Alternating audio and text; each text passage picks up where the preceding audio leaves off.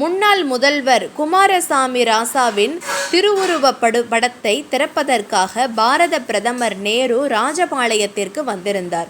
முதல்வர் காமராஜரும் உடன் வந்திருந்தார். நேருவுக்கு மிகப்பெரிய அளவில் வரவேற்பு தரப்பட்டது. யார் யார் நேருவுக்கு மாலை அணிவிப்பது என பட்டியலிட்டு மாவட்ட ஆட்சித்தலைவரால் அதற்கான அனுமதியும் வழங்கப்பட்டது.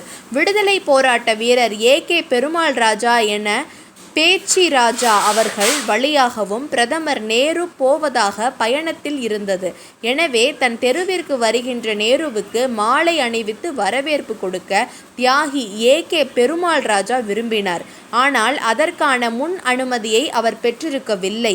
எனவே தியாகியாக இருந்தாலும் பிரதமர் நேருவுக்கு மாலை அணிவிக்க முடியுமா என்ற சந்தேகம் இருந்து கொண்டிருந்தது.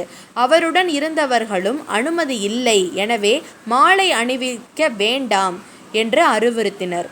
எனவே மாலை அணிவித்து மாட்டிக்கொள்ள வேண்டாம் என அவரை எச்சரிக்கையும் செய்து கொண்டனர். விடுதலைக்காக பாடுபட்ட அந்த தியாகி கட்டாய மாலை அணிவித்தே ஆக வேண்டும் என உறுதி கொண்டார். அதற்காக எச்சரிக்கைகளையும் அவர் பொருட்படுத்தவில்லை. பாரத பிரதமர் நேரு, முதல்வர் காமராஜர் இருவரும் ஊர்வலமாக வந்து கொண்டிருந்தனர். தொலைவிலிருந்தே தியாகி பெருமாள் ராஜா தனது வீட்டில் மாலையுடன் காத்திருப்பதை காமராஜர் பார்த்துவிட்டார். உடனடியாக தாங்கள் வந்த வாகனத்தை தியாகி பெருமாள் ராஜா வீட்டருகே கொண்டு செல்ல கட்டளையிட்டார்.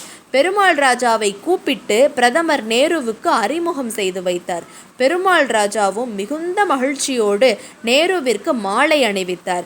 இதன் வழியாக நாட்டிற்கு பாடுபட்ட ஒரு தியாகிக்கு தேர்ந்தெடுக்கக்கூடிய கசப்பான உணர்வுகளை தவிர்த்துவிட்டார். இதற்கு அடிப்படை காரணம் மாட மாளிகையில் இருந்து ஆட்சி செய்யாமல் மக்களோடு மக்களாக இருந்த காரணத்தால் அவர்களுடைய உணர்வுகளை புரிந்து கொண்டு செயல்படக்கூடிய தன்மையை காமராஜர் பெற்றிருந்தார் என்பது உறுதியாகிறது.